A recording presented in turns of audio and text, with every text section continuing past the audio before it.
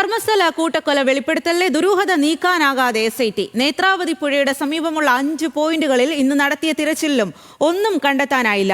നാളെ മലമുകളിലെ കൂടുതൽ പോയിന്റുകൾ പരിശോധിക്കാനാണ് അന്വേഷണ സംഘത്തിന്റെ തീരുമാനം. രാവിലെ 11:30-ക്കാണ് ധർമ്മസ്ഥലയിൽ 2ാം ദിവസത്തെ പരിശോധന ആരംഭിച്ചത്. നേത്രാവതി പുഴയുടെ തീരത്തിന് സമീപത്തെ കുന്നിൻ മുകളിലായിരുന്നു തെരച്ചിൽ. 4 പോയിന്റുകളിൽ 3 അടി താഴ്ചയിൽ പരിശോധിച്ചെങ്കിലും ഒരു തെളിവും ലഭിച്ചില്ല. 2ാം പോയിന്റിൽ ആദ്യം കുഴിയെടുത്തപ്പോൾ വെള്ളക്കെട്ടുണ്ടായതിനാൽ പിന്നീട് ചാലുകേറി വെള്ളക്കെട്ട് ഒഴിവാക്കിയാണ് തെരച്ചിൽ നടത്തിയത്.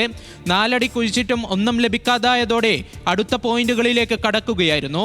ഇവിടെയും 3 അടി കുഴിച്ചിട്ടും ഒരു തെളിവും ലഭിച്ചില്ല. ദൃക്സാക്ഷിയുടെ നിർദ്ദേശപ്രകാരമായിരുന്നു എല്ലാ കുഴികളും എടുത്തത്.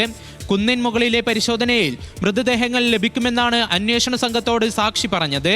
DGP പ്രണബ് മെഹന്തിയും DIG അനുച്ഛേദും സ്ഥലം സന്ദർശിച്ചു.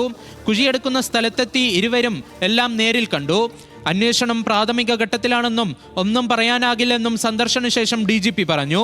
പ്രാരംഭിക ഹಂತದಲ್ಲಿ ಇದೆ, ಇನ್ನು ಮುಂದೆ ಬಹಳ ದಿನ ಇದೆ ಇನ್ವೆಸ್ಟಿಗೇಷನ್. ಈಗೇನು ಕೇಳಲಿಕ್ಕೆ ಹೋಗಬೇಡಿ.